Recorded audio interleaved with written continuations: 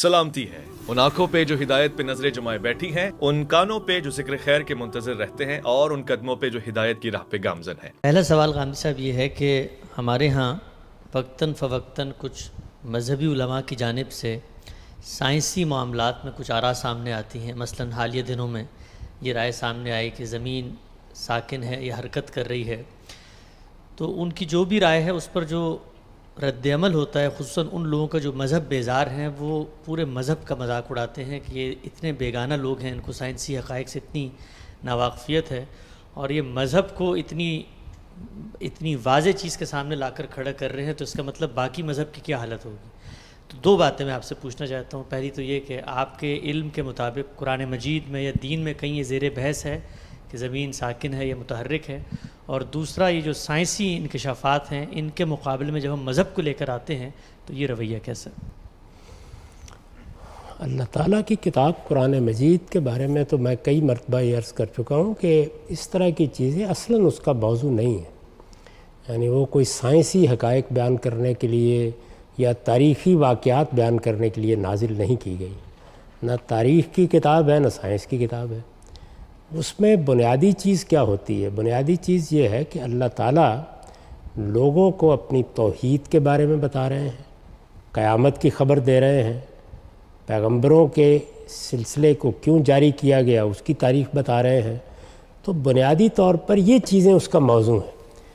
اب ان چیزوں کو بیان کرتے وقت استدلال بھی ہوتا ہے، اللہ تعالیٰ کے صفات بیان کیے جاتے ہیں، اس کائنات کی حقیقت بیان کی جاتی ہے کہ انسان ان چیزوں پر غور کر کے اپنے رب کو پہچانے، یعنی بنیادی مقصد یہ ہوتا ہے۔ اس میں ضمناً بعض ایسی تعبیرات بھی آ جاتی ہیں کہ جن کو اگر آپ کہیں تو آپ کہہ سکتے ہیں کہ ان میں ایک بڑی حقیقت کو بیان کر دیا گیا، یعنی اصلاً اس حقیقت کو بیان کرنا پیش نظر نہیں ہوتا، بلکہ اصل چیز وہ استدلال ہوتا ہے جو اللہ تعالیٰ توحید پر، آخرت پر، اپنے بنیادی مقدمات پر پیش فرماتے ہیں۔ اس کی ایک مثال یہ ہے کہ یہ بتانے کے لیے کہ اے انسان تمہیں شعور حاصل ہوا ہے تو اب تم یہ خیال کرتے ہو کہ تم بڑی چیز بن گئے ہو۔ ایک زمانہ ایسا بھی رہا ہے کہ تم کوئی حقیقت نہیں رکھتے تھے، اور جب یہ بحث ہو گئی کہ کوئی حقیقت نہیں رکھتے تھے تو انسان کی پیدائش کے تدریجی مراحل بیان ہو گئے تاکہ یہ معلوم ہو کہ اللہ تعالیٰ نے اپنی قدرت کی کیا نشانیاں تم میں دکھائی ہیں، کہاں سے تمہیں اٹھایا ہے، ایک نطفے سے اٹھاتا ہے تو کیا سے کیا بنا کے پیش کر دیتا ہے، اور اس وقت مٹی کے پیٹ میں جب تمہاری نشو و نما کی ابتدا ہوئی تو تب کن مراحل سے گزرے۔ تو اب اس میں اگر آپ دیکھیں تو سورہ سجدہ میں گویا انسان کے وجود پذیر ہونے کی جو داستان بیان ہو گئی ہے، تو آپ کہہ سکتے ہیں کہ موجودہ سائنسی تحقیقات بھی بڑی حد تک وہی کچھ بیان کر رہی ہیں۔ یعنی مقصود تو یہ نہیں تھا، لیکن چونکہ اللہ کا بیان ہے، ایک قطعی حجت ہے، اس میں جو کچھ بھی بیان کیا گیا ہے وہ غلط نہیں ہو سکتا، تو آہستہ آہستہ ایسی بہت سی باتوں کی سائنسی تحقیقات سے بھی تصدیق ہونا شروع ہو جاتی ہے۔ اسی طرح کی بات آپ یہ کہہ سکتے ہیں کہ زندگی کیسے پیدا ہوئی، یعنی زندگی کی پیدائش کس طرح سے ہوئی ہے۔ تو یہ ایک بڑا سوال ہے، فلسفے کے سامنے بھی رہا ہے، اس پر بہت کچھ کہا جاتا رہا ہے۔ تو عناصر کی تالیف سے زندگی پیدا ہوئی اور اس پہ پانی نے بنیادی کردار ادا کیا ہے۔ مثلا یہ بات بھی قرآن مجید نے ایک جگہ محض امتنان کے پہلو سے بیان کر دی، یعنی ضمناً اسی طریقے سے بیان ہو گئی۔ زمین، آسمان، اجرام فلکی کے بارے میں بھی ایک بیان دے دیا کہ کل فی فلک یسبحون، ہر چیز اپنے اپنے مدار میں تیر رہی ہے۔ تو اس طرح کے جو بیانات ہیں وہ قرآن مجید میں آتے ہیں، تو ان کی نوعیت سمجھ لینی چاہیے۔ تو میرے علم کی حد تک میں تو اب یہ بات اس لیے کہہ سکتا ہوں کہ پورے قرآن مجید کی تفسیر کی سعادت حاصل ہوئی ہے اور اس پر میں نے برسوں کام کیا ہے، وہ کسی جگہ کوئی ایک چیز بھی ایسی نہیں ہے کہ جو یہ بتا رہی ہو کہ زمین ساکن ہے یا وہ گھومتی نہیں ہے۔ یہ قرآن مجید کا موضوع ہی نہیں ہے، بلکہ اس کے بالکل برخلاف بیانات جیسے میں نے ابھی عرض کیا قرآن میں موجود ہیں۔ ان کے بھی دینے کا مقصد یہ نہیں تھا کہ ایسے سائنسی حقائق بیان کیے جائیں، بلکہ اللہ تعالیٰ اپنی قدرت، اپنے اہتمام، اپنی حکمت کی طرف توجہ دلاتے ہیں، اس ذیل میں یہ حقائق بھی بیان ہو جاتے ہیں۔ تو یہ تو قرآن مجید کا معاملہ ہے۔ علماء کا جہاں تک تعلق ہے تو اس میں دو تین چیزیں بڑا غیر معمولی کردار ادا کرتی ہیں۔ ایسا ہوتا ہے کہ بعض زمانوں میں علوم پیدا ہوتے ہیں۔ انسان کی بڑی خاصیت یہ ہے کہ وہ علم پیدا کرنے کی صلاحیت رکھتا ہے، یعنی جتنے بھی ہمیں دوسرے جاندار نظر آتے ہیں یا مخلوقات نظر آتی ہیں، انسان کے امتیازی خصائص آپ متعین کریں تو ان میں سے کوئی علم پیدا نہیں کرتا، یعنی جو علم انہیں دے دیا گیا ہے اس کے مطابق وہ جبلی طور پر زندگی بسر کر رہے ہیں، لیکن علم پیدا کرنے کی صلاحیت نہیں ہے کسی میں۔ انسان علم پیدا کرتا ہے، علم ہر دور میں پیدا ہو جاتا ہے۔ تو جب یونانی علوم آئے اور ان کے نتیجے میں ایک خاص علم کلام پیدا ہوا تو یونانی علوم فلسفے کو بھی زیر بحث لا رہے تھے۔ فلسفے کا مطلب اس زمانے میں تھا ما بعد طبیعیات اور اخلاقیات، یعنی میٹا فزکس اور ایتھکس، اور وہ اس کے ساتھ جو بڑے فلسفی تھے وہ علم حیات کے مسائل بھی زیر بحث لا رہے تھے، کائنات کے بارے میں اپنی رائے بھی دے رہے تھے، سیاست، معاشرت، ان کے بارے میں بھی بتا رہے تھے۔ تو ایک جامع علم تھا جو مسلمانوں کے ہاں آیا اور وہ اس سے متعارف ہوئے۔ تو اس علم کے بعض حقائق کو اس زمانے میں مان لیا گیا، تسلیم کر لیا گیا کہ یہ ٹھیک ہے۔ اس سے علم کلام کے کچھ مقدمات سامنے آئے، تو ہمارے ہاں وہ علم کلام پڑھانا شروع کر دیا گیا، اس کے ماہرین بھی پیدا ہوئے۔ دور حاضر میں جو لوگ ان چیزوں کے ماہر تھے، یعنی استخراجی منطق جس کو آپ ڈیڈکٹیو لاجک کہتے ہیں، اسی طرح وہ فلسفیانہ یا قدیم حیات اور سائنس کے مسائل جس سے علم کلام وجود میں آیا تھا اس کے ماہرین تھے، تو انہوں نے وہ خالصتاً قیاسی اور استنباطی علم تھا۔ جب سائنس نے مشاہدے اور تجربے کے اوپر بنیاد رکھ کے ایک بالکل ہی نئی دنیا پیدا کر دی، تو پہلے مرحلے میں یہ خیال کیا کہ وہ جو کچھ ہم پہلے ایجاد کر چکے ہیں علمی طور پر اس کا مقابلہ کر لیں گے ہم۔ تو اس طرح کی چیزیں اس وقت سامنے آئیں۔ یہ جو آج کل بہت زیر بحث ہے، احمد رضا خاں بریلوی صاحب کی کتاب زمین کے ساکن ہونے یا گردش کرنے کے بارے میں 1921 میں ان کی وفات ہوئی ہے، تو ظاہر ہے کہ یہ اسی زمانے کی چیز ہے۔ یعنی ایک طرف سر سید تھے جو یہ بتا رہے تھے کہ یہ جو نئے علوم ہیں یہ انہوں نے فطرت کے راز بے نقاب کر دیے ہیں، اس میں وہ بھی حدود سے کچھ تجاوز کر گئے، یعنی انہوں نے اللہ تعالیٰ کی قدرت ہی کی نفی کرنا شروع کر دی کہ وہ اپنے قانون کا پابند ہو کے رہ گیا ہے، تو بات معجزے اور پیغمبری اور بہت سی دوسری چیزوں تک جا پہنچی۔ ادھر بھی یہ ہوا کہ اس پرانے علم کلام کی بنیاد کے اوپر سائنس کے جدید حقائق جن کی بنیاد حقیقت میں تجربے اور مشاہدے پر تھی، اور تجربہ اور مشاہدہ بھی ایک سائنسی استدلال میں ڈل گیا تھا۔ یعنی اگر آپ جدید طبیعیات کا مطالعہ کریں تو جدید طبیعیات ایک اعجاز ہے، معمولی چیز نہیں ہے، اس کا صحیح ادراک نہیں ہو پایا۔ تو یہ انسانوں کے ساتھ ہوتا ہے۔ اسی طرح کی صورتحال کم و بیش اس وقت ہوئی جب کوپرنیکس، گلیلیو وغیرہ نے نئی چیزیں بیان کرنی شروع کیں، تو یہاں بھی مسیحی علماء، متکلمین، بڑے علماء تھے ان کے ہاں بھی، اور ان کا بھی مسئلہ یہ تھا کہ وہ اس یونانی فلسفے کے پس منظر میں، یونانی علم حیات کے پس منظر میں ایک علم کلام وجود میں لا چکے تھے۔ جب مذہبی لوگ اس علم کلام کو بیان کریں گے تو خود مذہب بھی بنا دیں گے اس میں، تو رد عمل کی نوعیت یہ بنی۔ تو یہ ہمارا یہ کام نہیں ہے کہ ایسی چیزوں کے معاملے میں ہم کسی کو متون کریں، ہر چیز کو اس کے زمانے اور دور میں رکھ کے دیکھنا چاہیے۔ جو لوگ مذہب کا مطالعہ کرنا چاہتے ہیں وہ بھی مذہبی حقائق کو اللہ کی کتاب میں دیکھیں، قرآن مجید میں۔ اگر کوئی ضمناً چیز زیر بحث آنی چاہیے تو زیادہ سے زیادہ آپ کہہ سکتے ہیں کہ پیغمبر صلی اللہ علیہ وسلم کی نسبت سے جو ارشادات بیان ہوئے ہیں، لیکن اس کے آگے علماء وہ کسی دور میں بھی ہوں، وہ اپنے دور کے اسیر ہوتے ہیں۔ جس علمی ٹریڈیشن میں وہ کھڑے ہوتے ہیں اس سے بالکل اوپر ہو کے کھڑے ہو جانا یہ انسان کے بس کی چیز نہیں ہے۔ تو میرا احساس یہ ہے کہ ایسی چیزوں کو ماضی کی نظر کر دینا چاہیے اور بس اس کے بعد آگے بڑھنا چاہیے۔ اس کی جزا فضا کرنے کی کیا ضرورت ہے؟ انسان تھے، پیغمبر تو نہیں تھے۔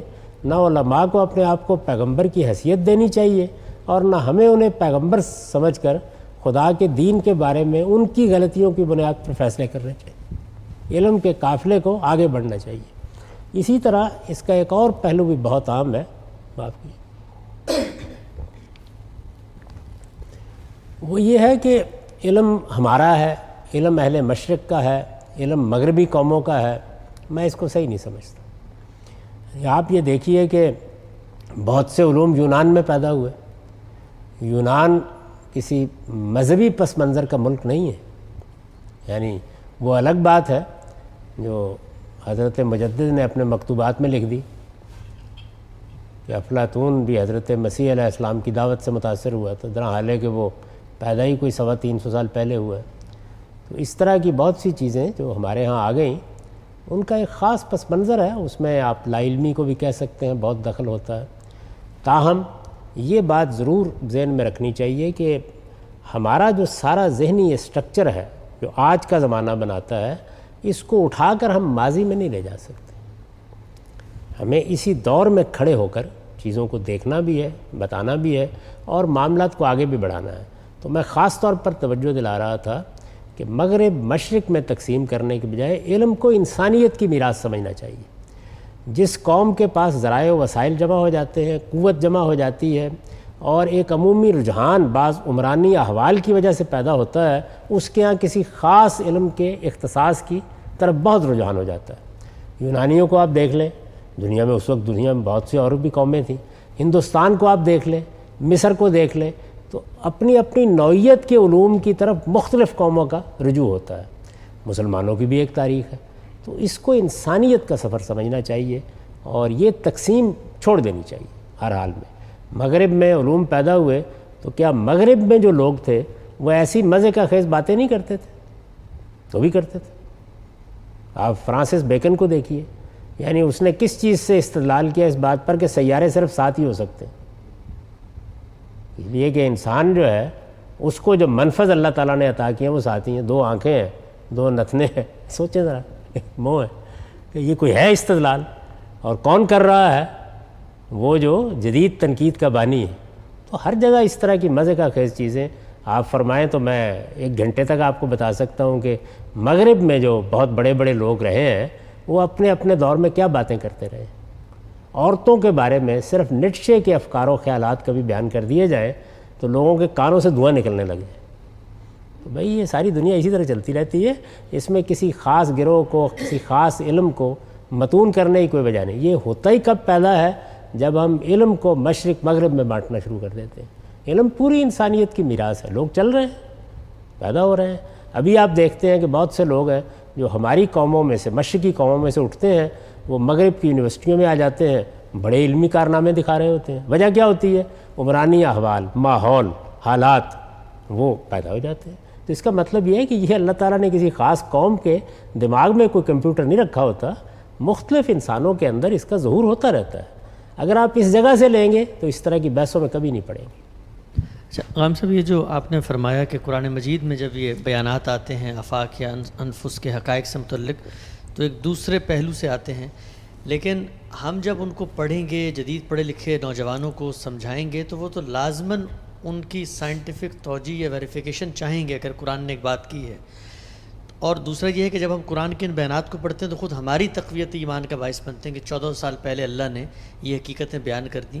تو اب جب یہ حقائق سامنے آئیں گے، زمین آسمان کی تخلیق، بچے کی تخلیق، زمین کے پیٹ سے انسانیت کی تخلیق، ان سب کو پھر ہمیں مسلمانوں کو سائنٹیفکلی پروف کرنا پڑے گا نا کہ ہم سائنس کے ساتھ اس کو لے کر چلیں، دنیا کو بتائیں کہ یہ خدا کے حقائق سائنس کے منافی نہیں ہیں. تو پھر تو ہمیں قرآن کی ہر اس دعوے کی سائنٹیفک توجیہ کرنی پڑے گی. بس ایک اصول ذہن میں رکھیں، وہ یہ کہ جب آپ قرآن مجید کی تفسیر تشریح کریں تو اس کی تفسیر و تشریح کے فطری اصولوں سے تجاوز نہ کریں.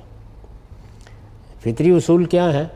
یعنی قرآن مجید میں لفظ عربی معلیٰ کی روح سے یا رسالت مآب صلی اللہ علیہ وسلم کے زبان کی روح سے کس مفہوم میں استعمال ہوئے، جملے کی تالیف نے اس کے اندر کیا معنی پیدا کر دیے ہیں، سیاق سباق نے اس کو کس مفہوم میں بند کر دیا ہے. آپ اگر اپنی بات کو یہاں تک رکھیں اور اگر کوئی اپنے زمانے کے علم کو استعمال بھی کرنا ہو تو زیادہ سے زیادہ مثال کے طور پر سمجھانے کے لیے کہیں، اس کا مصداق نہ قرار دے دیں، تو کبھی کوئی مسئلہ نہیں پیدا ہوگا. اصل میں ہوتا کیا ہے کہ ہمیں اپنے زمانے میں، یعنی فرض کیجئے ہم آج سے 700 سال پہلے ہیں یا 800 سال پہلے ہیں، تو جو علم میسر آتا ہے ہم بیان ہی اسی کو قرآن مجید کا مدعا قرار دے دیتے ہیں. اس کی میں بڑی سادہ مثال آپ کو دے دیتا ہوں. موجودہ دور میں یہ جو قرآن مجید نے بیان کیا ہے کہ انسان کی تخلیق کس طرح ہوئی، تو اس میں دو اپروچز ہوئیں۔ ایک اپروچ وہ تھی کہ جو روایتی علم نے پیدا کر رکھی ہوئی تھی۔ اب روایتی علم اپنی روایت کے اندر رکھ کر قرآن کو دیکھ رہا ہے، تو جیسے ہی قرآن پڑھا جاتا ہے تو وہ اس تفسیر کو نقل کرنے کے لیے مجبور ہو جاتا ہے کہ یہ مختلف بر اعظموں کی مٹی لی گئی، مٹی کے مختلف رنگ تھے، ان کا ایک پتلا بنایا گیا۔ اب یہ کیا چیز ہے؟ یعنی روایت نے ایک علمی پس منظر پیدا کیا ہے، بجائے اس کے کہ آپ قرآن مجید کے الفاظ سے ادھر آئیں، آپ یہ ادنیٰ مناسبت دیکھ کے کہ غالباً پھر قرآن نے یہی بات بیان کی ہے، وہ روایت نیچے نقل کر دیتے ہیں۔ اب عام پڑھنے والے کے لیے وہ قرآن کا بیان بن جاتی ہے، کیونکہ آپ نے نقل کر دیا نا۔ اچھا، موجودہ زمانے میں جو آپ دیکھیں مولانا ابوالکلام آزاد، بلکہ اس سے بھی پہلے سے یہ چیز پیدا ہو گئی کہ نظریہ ارتقاء بہت شیوع اختیار کر گیا، عام ہو گیا، تو سب لوگوں نے ادنیٰ مناسبت دیکھ کے یہ خیال کیا کہ یہ وہی تو بات ہے، تو نظریہ ارتقاء نیچے نقل کر دیا۔ تو یہ دو مثالیں ہیں، ایکسٹریم مثالیں ہیں نا۔ یعنی ایک پرانی روایت چلی آ رہی تھی، وہ روایت تاریخ کی کتابوں میں بھی ہے، بہت لوگوں نے بیان کی ہے، وہ روایت آپ نے اٹھائی اور اٹھا کے نیچے رکھ دی۔ انسان مجبور ہے اس کے لیے، کچھ نہ کچھ تو ہوتا ہے نا اس کے پاس اپنے زمانے کا علم، لیکن یہی ریاض ہے کہ آپ قرآن مجید سے متعلق بات بیان کرتے ہوئے یہ تصریح کریں کہ یہ بات اگر بیان ہو رہی ہے تو مثال کے طور پر، یا مثلا یہ بات اگر بیان ہو رہی ہے تو اب لوگ اس کو یوں بیان کرتے ہیں، آپ اسے قرآن مجید کی تفسیر بنا دیں گے جیسے کہ بنا دیا جاتا ہے، تو پھر نتیجہ وہی ہوتا ہے، پھر وہ باتیں بھی آپ کی سمجھ میں نہیں آتی، وہ کچھ دیر کے بعد لوگوں کے لیے ایک مسئلہ بن جاتی ہے۔ یعنی وہ سمجھتے ہیں کہ یہی اللہ کی کتاب میں کہا گیا، اللہ کی کتاب میں تو وہ کہیں گیا ہوتا۔ تو اللہ تعالیٰ کی کتاب کو آپ جیسے کہ وہ ہے اس کے اس فطری استدلال تک محدود رکھیں، یہ بتائیں کہ اس میں لفظ کا مدعا یہ ہے، اس میں جملے کی تعریف سے یہ معنی نکلتے ہیں، اور لفظ جس چیز پہ روشنی ڈالتے ہیں یا جس مصداق کو نمایاں کرتے ہیں وہاں تک بات کر کے اب آپ اگر کہنا چاہتے ہیں کہ آج کے زمانے میں مثلا یا سائنسی دور میں یہ حقیقت جو ہے یہ لوگوں نے کچھ ایسے سمجھی، تو اس کو بیان اس طریقے سے کریں کہ اس میں اور قرآن کے بیان میں ایک حد فاصل موجود ہے۔ اچھا ہم سب اسی سے متعلق ایک اور سوال ہے کہ مثلا آپ نے ذکر کیا نظریہ ارتقاء کا، اگر کوئی شخص قرآن مجید کے مطالعے سے اس نتیجے پہ پہنچتا ہے کہ قرآن انسان کی تخلیق کے بعد کے مراحل کو ایک دوسرے انداز میں بیان کر رہا ہے، لیکن ایک مرحلہ ایسا ہے کہ جہاں پہ نظریہ ارتقاء اور قرآن بیان کی بھی توجیہ ہو سکتی ہے، مثلا انسان کے حیوانی وجود کے قیام میں جو قرآن کا نقطہ نظر ہے وہی نظریہ ارتقاء یا اس میں زیر بحث اور سروائیول آف فٹس کے اصول پہ وہ دونوں فٹ بیٹھ جاتے ہیں۔ تو اس طرح کی تطبیقات کرنے سے تو ایک ہم معاشرے کو یہ پیغام دیتے ہیں نا کہ قرآن کی بات یہاں تک موجودہ سائنس کے مطابق ہے، آگے کی بات مختلف ہے۔ میں تو اس کو بھی ایسے نہیں بیان کروں گا، میں تو یہ کہوں گا کہ یہ قرآن کی بات یہ ہے، موجودہ سائنس میں بھی بعض چیزیں ایسی ہیں جس کی تصدیق کر رہی ہیں، یعنی بات کو اسی طرح بیان کروں گا، وہ ترتیب نہیں الٹنی چاہیے کسی حال میں۔ یعنی ہم یہ کرتے ہیں کہ جو ہمیں معاصر علم ملتا ہے اس کو بین ہی قرآن کا مدعا قرار دے دیتے ہیں، تو اگر آپ نے یہ نہ قرار دیا ہو تو ہر تفسیر کو اٹھا کے دکھایا جا سکتا ہے کہ دیکھیے قرآن مجید کی بات اتنی ہے۔ البتہ اس جدید علم پر جو آج کے زمانے کا ہے وہ پرانے زمانے میں بھی تو رہا ہے نا، ہر علم پیدا ہوتا رہتا ہے، انسان پیدا کرتا ہے، تو دکھا دیا جائے کہ یہ اس کی کچھ مثالیں آپ کو اس میں مل سکتی ہیں، تو مثال کی جگہ رکھ کے بیان کر دینا یا روشنی پڑ رہی ہے اس کے اوپر بیان کر دینا، اس تک اکتفا کرنا چاہیے۔